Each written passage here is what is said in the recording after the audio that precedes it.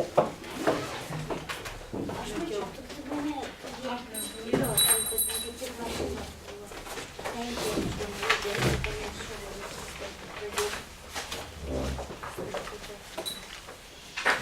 ką, pasimelskime, prašau, visi kartu, kada galėsime. Viešpatie Dieve, dėkoju Tau už Tavo nuostabią malonę, kurioje mes nuolatos gyvename ir kurioje nuolatos naudojamės. Prašau Viešpatie Dieve, kad Tu iš tos savo nuostabios malonės palaimintum šį vakarą, šio vakaro studijas ir naudotum pastorių savo garbę ir šlovę. Prašau Viešpatie, padėk mums priimti tas žinias, kurios yra iš Tavo žodžio ir jas pritaikyti savo gyvenimuose. Jėzus Kristus vardu. Amen. Ačiū. Malonėkit sėsti. Gerai, mes šiandien studijuosime Seno testamento apžvalgą. O rytoj tada bus truputėlį įvairesnė diena, nes bus ir hermeneutika, ir kelios valandos Seno testamento apžvalgos. Mes šiandieną paskutinį kartą pakartosime tiesas iš Penkiaknygės knygos. Rytoj išlaikysime tokį testą iš visos Penkiaknygės ir tada tas 5 knygas paliksime ramybėje ir jūsų širdise, gerai. Ir tada jau pakartojimai bus iš istorinių knygų ir tas, kurias mes studijuosime. Todėl dar kartą prisiminkime tas tiesas, o rytoj išlaikysime testą iš kai kurių klausimų iš tos knygos. Aliau, 4 svarbūs įvykiai knygos pradžioje nuo 1 iki 11 skyriaus. Sukūrimas, nuopuolis, Babelės bokštas. Kažkas sufleravo jums, dar planas tarp. Tas, kuriam priklauso sufleruoti. Pasufleravo teisingai. Viktorija, taip jau sakėme, kad pradžios knygoje buvo ten tokie vadinami mes žmogiškai 1 ir 2 nuodėmės, kas per 1, kas per 2 įvyko. Per 1 atsiskyrimas tarp Dievo ir žmogaus, o per 2 tarp žmogaus ir žmogaus. Vadinasi, kada vertikali linija buvo pažeista, labai greitai pasižeidžia ir horizontali. Dėkuoju. Gerai, prisiminkime, prašau, visus teismus, jų buvo 5 ir jie buvo paskelbti po nuopuolio, 5 teismai. Elena, vieną pasakykite iš 5. Kam buvo paskelbti teismai po Tvano? 5 ir iš viso, jūs vieną pasakykite ir po to mes iš eilės papildysime. Gyvatė tikrai gavo teismą, ačiū. Ir Šėtonas gavo. Jau 2 turime. Irina. Moteris 3, Aldutė. Ačiū, žmogus 4. Arūnai, iš senų laikų prisimink. Ir žemė gavo irgi teismą. 5. Labai gerai. Aha, negerai dėl teismų, bet gerai, kad prisimenat. Volodė, 4 svarbų žmonės pradžios 12 iki 50 skyrius. Yra toksai?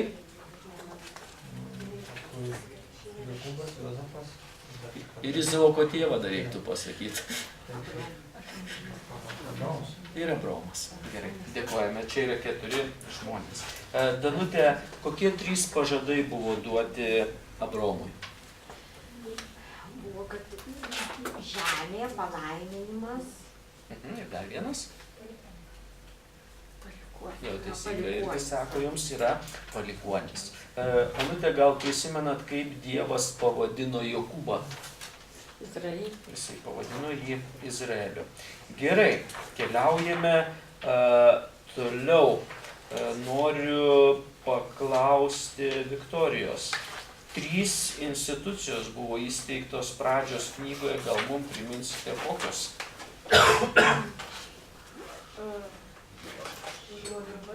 Šeima, valdžia ir surinkimas, tai buvo 4. Čia Efeziečiam kalba apie tai, arba Apaštalų darbų knyga, bet pradžios tada. Izraelio tauta, ne, per kurią Dievas veikė Senajame testamente. Aha, labai gerai. Elena, gal galėtumėte mums priminti Abraomo sutartis pradžios knygoje arba sutartis su Abraomu sąlyginė ar besąlyginė? besąlyginė. Visas sąlygas toje sutartyje išpildo Dievas. Gerai, Alina, 3 dalykai, apie ką pradžios knygoje parašyta pirmą kartą. Čia galima 300 pasakyti, bet vis tik 3. Apie Dievą, apie žmogų, apie šėtoną. Ačiū. Keliaujame toliau. Irina, Elena pasakė, kad Abraomo sutartis besąlyginė.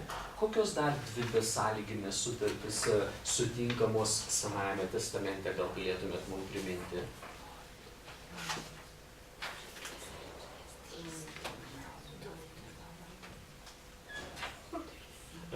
Aš priminsiu ir jūs prisiminsit. Sutartis su Dovydu, atsimenat, sakėme, ir daugiau studijuosime 2 Samuelio, Dievas pažadėjo sostą ir karalių, ir taip pat naujoji sutartis, ar ne, apie kurią kalba Jeremijas. Tai čia 3 tokios besąlyginės sutartis Senajame testamente.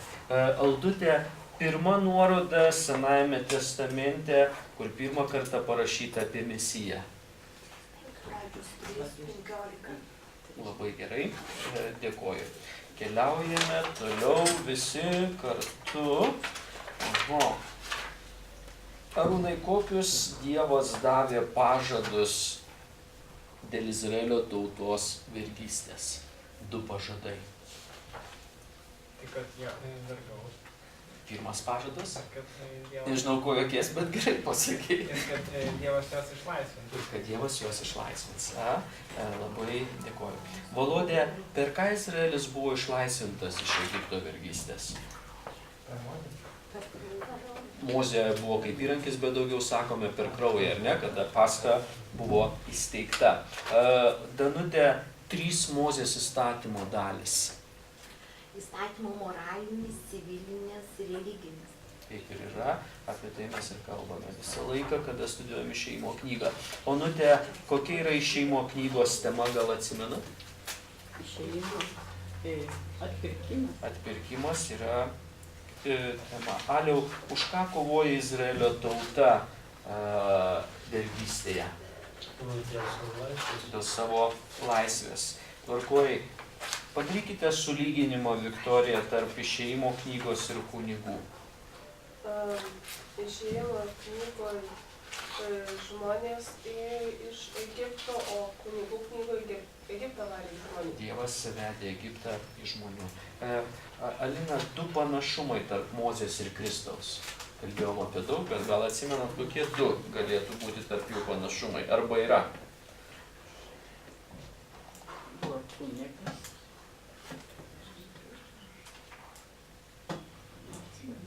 Abudu išlaisvinti, ne? Atsimenat, ir vienas buvo panaudotas, ir kitas išlaisvino iš nuodėmės. Abudu vaikystėje patyrė pavojus, ir Kristus, ir Mozė.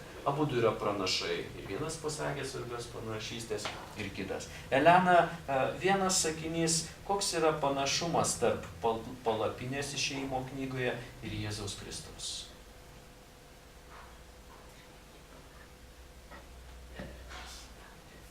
Žinot, nes viskas beveik palapiniai rodo Jėzų Kristų. Tai va, čia ir yra tas toksai panašumas. Ne? Gerai, keliaujame toliau visi kartu ir prisiminkime dar keletą tiesų. Irina, koks yra centrinis įvykis Senajame testamente?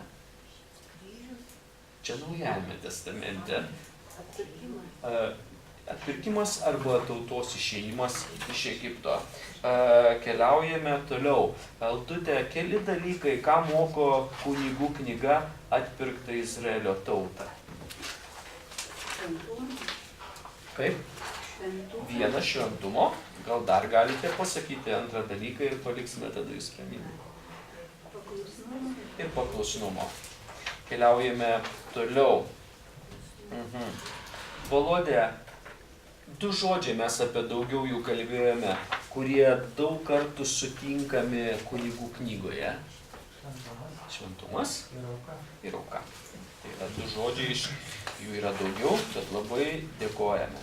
Arūnai, keli reikalavimai vyriausiam kunigui, kad juo būti? Kad jis turėtų gailestingumą. Žmonėms. Jis turi būti iš Levio giminės. Aha. Ir be kliaudos. Gerai, labai gerai. Galima būtų kalbėti dar apie daugiau, bet pasakėt labai tiksliai. Keliaujame toliau. Pagrindinis, Danutė, kunigų knygos žodis. Šventumas. Šventumas.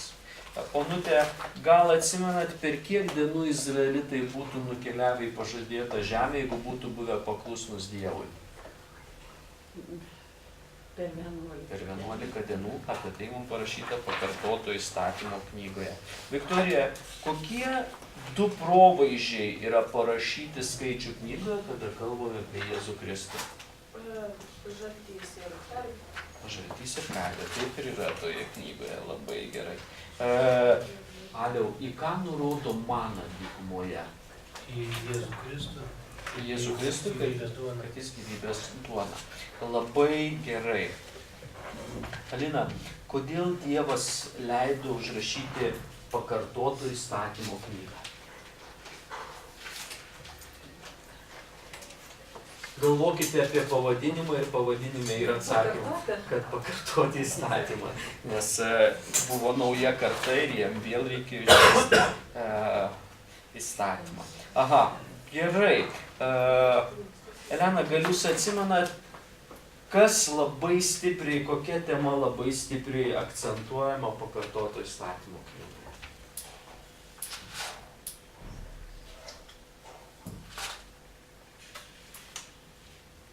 Vat kaip sakys, taip ir buvo. Tai susikoncentravimas į Dievo žodį. Visą laiką klausyk, vykdyk, yra susikoncentravimas į Dievo žodį. Aha, kokie dar pas mane yra klausimai. Gerai, Aldutė, pasakykite, prašau, 2 Jozuės knygos užrašymo tikslus.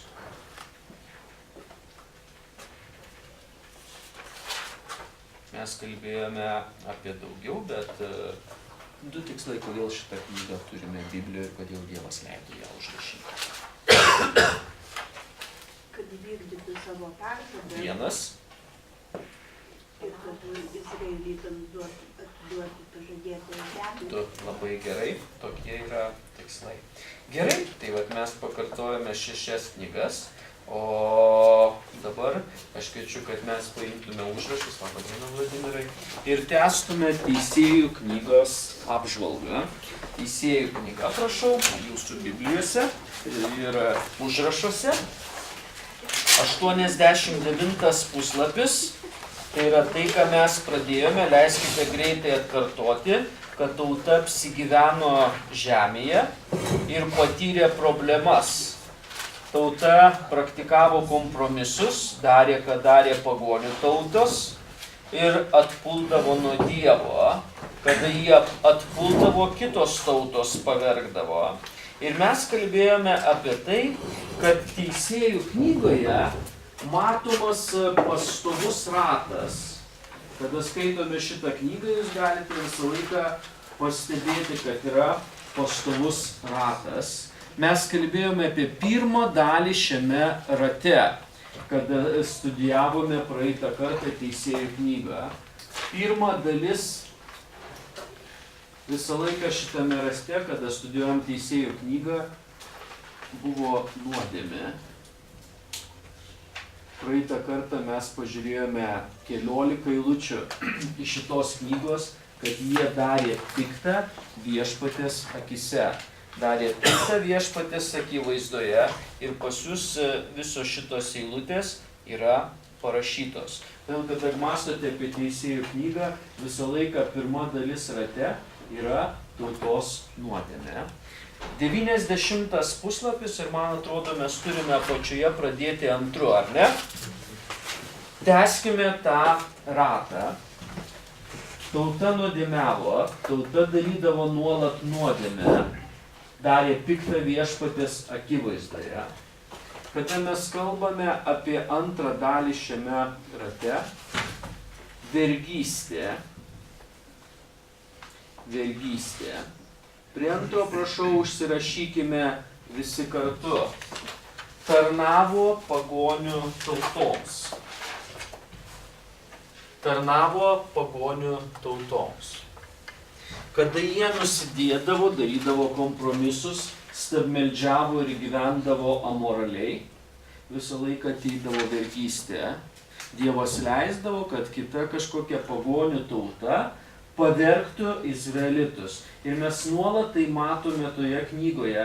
Ir daugelis pagonių tautų buvo pavergę Izraelio tautą dėl nuodėmės. Todėl pirmas rate visą laiką nuodėmė, antras yra vergystė, trečia dalis, kada skaitome Teisėjų knygą ir mąstome apie šitą ratą, mes galime trečią dalį pavadinti vienu žodžiu – šauksmas.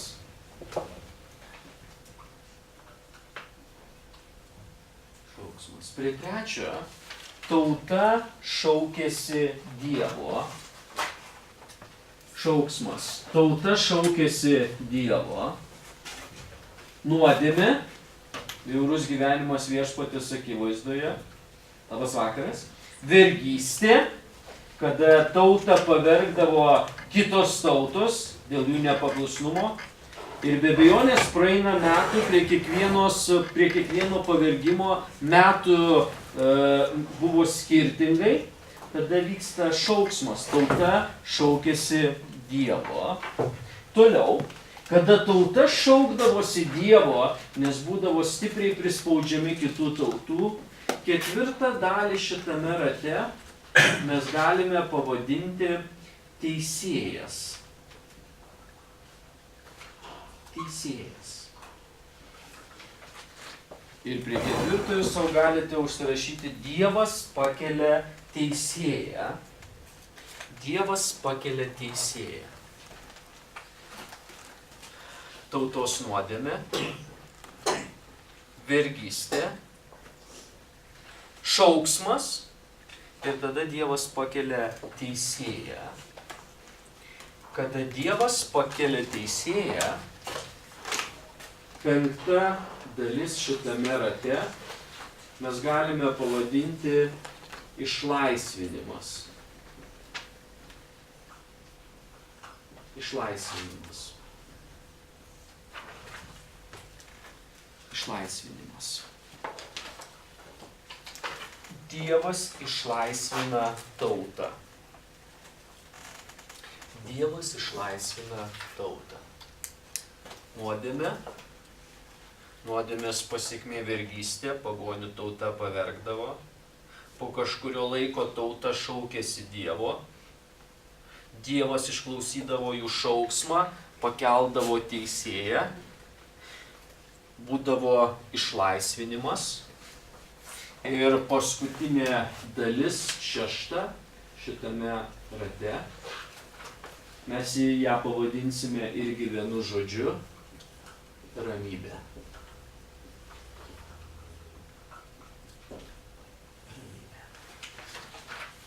Šeštas, tauta turėdavo ramybę. Tauta turėdavo ramybę. Kitą kartą, kaip skaitysite šitą knygą, pastebėkite, kad tas ratas nuolat taip sukasi, nuolat ir nuolat.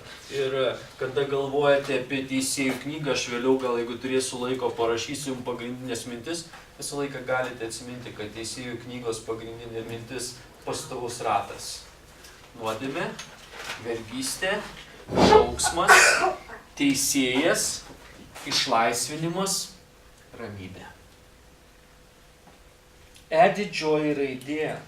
Kada galvojame apie šitą knygą ir ją skaitome, tauta iškrypdavo moralėje. Tauta iškrypdavo moralėje. Prašau, pažiūrėkite į savo užrašus ir į nuorodą pačioje 90 puslapio apačioje. Teisėjų 2:19. Aliau, ar jūs galėtumėte mums perskaityti garsiai? Bet teisėjai mirus, jie sugrįždavo ir susitepdavo dar labiau negu jų tėvai, sekdami svetimus dievus, jiems tarnaudami ir juos garbindami. Jie neatsisakė savo darbų ir užsispyrimo. Dėkoju. 91 puslapyje prie žvaigždutės mes galime užsirašyti iš eilutės. Susitepdavo, kaip sako raštas, dar labiau. Nes Dievas per teisėją duodavo išlaisvinimą, jie turėdavo kažkurį laiką ramybę, bet po to teisėjui mirus, prie ko tauta vėl sugrįždavo, prie savo nuodėmės. Ir susitepdavo dar labiau negu jų tėvai, sekdami svetimus dievus.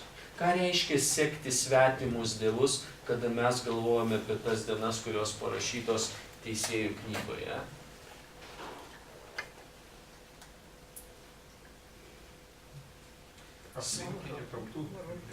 Pirmas dalykas – baisi stabmeldystė, tai yra dvasinė prasme. Antras dalykas – fizinė paleistuvystė, nes tai praktikuodavo pagonis, garbindami savo dievus. Trečias dalykas, kada mes studijuosime istorinės knygas, jūs turbūt atsimenat vieno stabo pavadinimą Molechas. Ir ką darydavo Molechui izraelitai prie nedorų karalių? Aukodavo savo vaikus. Molechas būdavo, jo stabas nuliejamas iš geležies arba pagaminamas iš geležies. Labai didelė statula. Statula būdavo tuščia vidurėje viduje. Jinai būdavo tuščia vidurėje viduje dėl to, kad tenai galėtų prikrauti kiek galima daugiau malkų. Kada malkas padegdavo iš vidaus, kūrendavo ilgą laiką, iki tol, kol statula įkaisdavo. Jūs turbūt matėte, kaip būna geležis įkaitęs, kada jį kūreni nuolat. Kada statula įkaisdavo ir būdavo pakankamai pakūrenama iš vidaus, stabas buvo daromas irgi iš geležies su tokiu labai dideliu glėbiu. Ir tada tėvai ateidavo ir savo vaiką arba kūdikį mesdavo į tą glėbį, kuris būdavo baisiai įkaitintas ugnimi. Tai jūs matote, kodėl raštas sako, susitepdavo dar labiau. Tai buvo bjaurūs dalykai. Ir kas įdomu, eilutės pabaigoje mums parašyta, neatsisakė savo darbų ir savo užsispyrimo. F didžioji raidė. Žodis teisėjas. Hebrajų kalboje šitas žodis yra šopetim. Prasmė žodžio teisėjas, valdovas, turintis autoritetą, išlaisvintojas, gelbėtojas. O dėl šių tikslų Dievas panaudodavo teisėją, kad jie vadovautų, kad jie išgelbėtų, kad jie išlaisvintų tautą iš baisios vergystės, kuri būdavo pasekmė jų nuodėmės. Graikų kalboje tai yra žodis kritai, valdovas, teisėjas, išlaisvintojas, gelbėtojas. Trečias. Taip pat ši knyga yra vadinama nuopuolių knyga. Kartais, kaip skaitai kai kurias knygas, Teisėjų knygą kai kurie teologai pavadina nuopuolių knyga. Ir vėlgi mes grįžtame prie tos pagrindinės minties, pastovus ratas, kada jie vis sugrįždavo prie savo nuodėmės ir susitepdavo dar labiau. G didžioji raidė. Teisėjai turėjo autoritetą ir autoritetą panaudodavo tautos išlaisvinimui. Dievas leisdavo šitą autoritetą panaudoti tautos išlaisvinimui.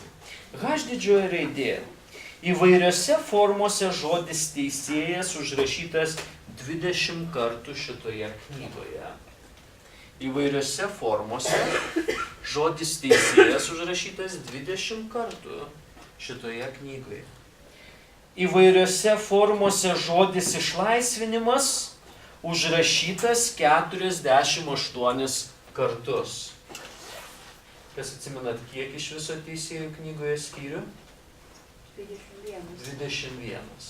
įvairiose formose 48 kartus. Tai būtų daugiau negu 2 kartus kiekviename skyriuje, jeigu kiekviename skyriuje šitas žodis būtų užrašytas.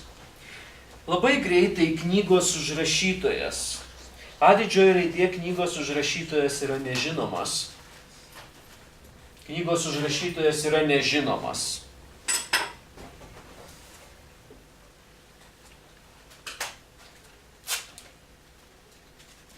B. Kaip kurie sako, užrašytojas Samuelis, nes Samuelis buvo paskutinis teisėjas. 1 Samuelio 7:6 prie 1 pas jūs parašyta, kad Samuelis teisė Izraelitus. 1 Samuelio 7:15-7 Samuelio teisėjavimas Izraelyje. Apaštalų darbai 13:20 sako, kad per 450 metų davė teisėjus iki pranašo Samuelio ir prie 3 mes galime suvokti, kad Samuelis buvo paskutinis teisėjas. Vyrauja nuomonė, C didžioji raidė, kad Samuelis surinko faktus apie teisėjų laikus arba surinko prieš jį buvusių teisėjų užrašus ir surašė viską į vieną knygą. Ar yra kokios nuomonės, pastebėjimai, komentarai prieš keliaujant mums į 3 romėnišką knygos užrašymo datą, teisėjų knygą? Tai prašau, Dona. Nesuspėjau užsirašyti, kai sakėme, kad pirmas ta mergystė, antras fizinė paleistuvystė, o 3 Net aukodavo vaikus stabams.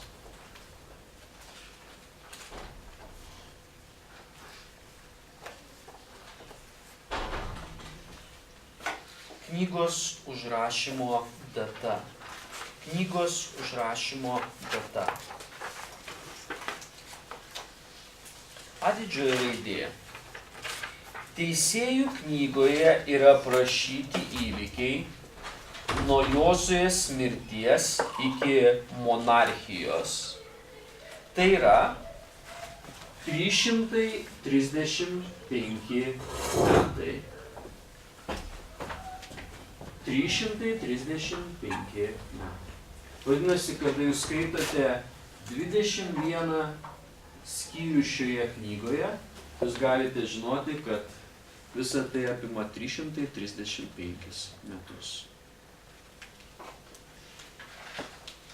1380 iki 1045 metų prieš Kristų.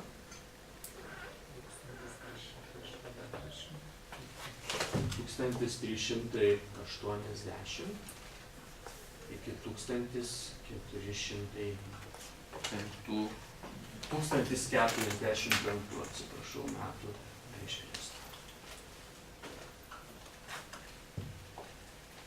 Teisėjų knygoje B didžioji raidė parašyta, kad Izraelis teisėjų laikais neturėjo karaliaus. Šitos nuorodos jums yra išvardintos. Teisėjų 17:6. Tuo metu Izraelyje nebuvo karaliaus. Ir atkreipkite, prašau, dėmesį į antrą sakinį 17 skyriaus 16 eilutėje. Kiekvienas darė tai, kas jam atrodė teisinga. Čia buvo standartas žmonių teisėjų laikais. Jeigu man tai teisinga, aš tai ir darau. Kita šeima sakydavo, jeigu mums tai teisinga, mes taip darome. Trečia šeima sakydavo, jeigu man taip teisinga, ir mes taip darome. Pirmas, Izraelyje nebuvo karaliaus. Izraelyje nebuvo karaliaus. Teisėjų 18:1. Vėlgi pirmas sakinys mums sako, tuo metu Izraelis neturėjo karaliaus. Teisėjų 19:1. Mums dar kartą sako, tuo metu, kai Izraelėje nebuvo karaliaus. Ir toliau, kada mes skaitome Teisėjų 21-25, mes turime atsikartojimą. Tuo metu Izraelėje nebuvo karaliaus, kiekvienas darė tai, kas jam atrodė teisinga. Atsimenat, studijuodami net tą patį Teisėjų 19 skyrių. Vyras davė savo sugulovę, kad ją prievartautų, paskui rado prie slenksčio ją numirusią, jam pasirodė teisinga sukapoti jai 12 gabalų ir po gabalą nusiųsti kiekvienai Izraelio giminiai, jis taip ir padarė. Kiekvienas darė tai, kas jam atrodė teisinga. Norėjau paklausti, o kaip teisėjas visą apimdavo Izraelį arba kažkokį dalį tik tai šalies? Mes apie dalis, kaip kas vyko, geras klausimas, truputėlį vėliau kalbėsime, bet atrodo, kad teisėjas vis dėlto buvo panaudojamas visos tautos labui, bet truputėlį vėliau paminėsime dalis, gerai? Toliau. C didžioji raidė. Todėl realu, kad Teisėjų knyga buvo užrašyta, kada buvo monarchija, ir tai galėjo būti apie 1020 metai prieš Kristų. Tai galėjo būti data, kada Teisėjų knyga buvo užrašyta. Samuelis gyveno 30 ar 40 metų, kai valdė karalius Saulius. Todėl Samuelis gali būti šios knygos užrašytojas. E didžioji raidė. Naujajame testamente parašyta, kad teisėjų laikotarpis tęsiasi 450 metų. Tai yra įskaitant, kada teisėjavo Samuelis. E didžioji raidė, labai greitai Teisėjų knygos chronologija. Pirmas, kaip ir sakėme, knygos trukmė 335 metai. 335. Ką prieš žvaigždutės parašyti? Pas jūs aš nėra. Per 450 metų davė teisėjus. Tai buvo laikotarpis Senajame testamente, kada buvo teisėjų valdymo laikotarpis.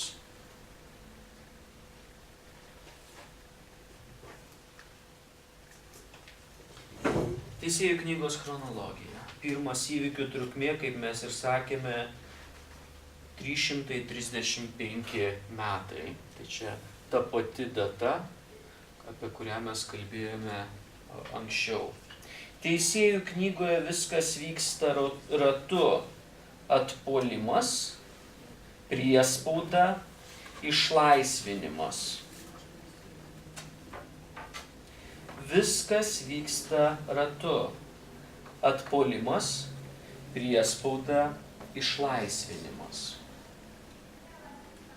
A mažoji raidė pas jūs turbūt yra parašyta kitam puslapyje. Teisėjų 3 skyriuje nuo 7 iki 31 eilutės pietinės dalies. Teisėjų 4:1 iki 5:31 šiaurinės dalies. Teisėjų 6 skyrius 1 eilutė 10 iki 10 skyriaus 5 eilutės centrinės dalies. Teisėjų 10:6 iki 12:1 rytinės dalies.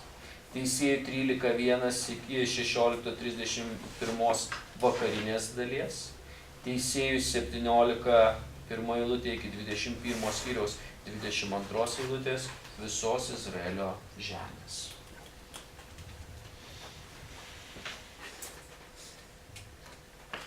Ketvirtas romėniškas.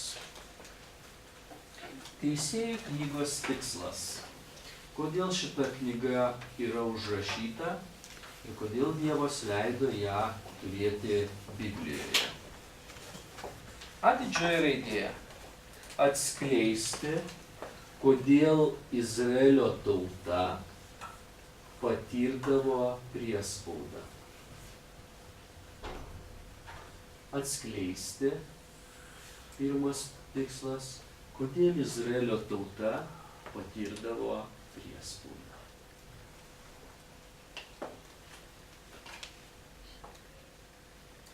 Pirmas. Kitos tautos išoriškai nukariaudavo Izraelį. Bet Izraelio vidinis sugėdimas, amoralumas, stabmeldystė yra svarbiau už išorišką nukariavimą.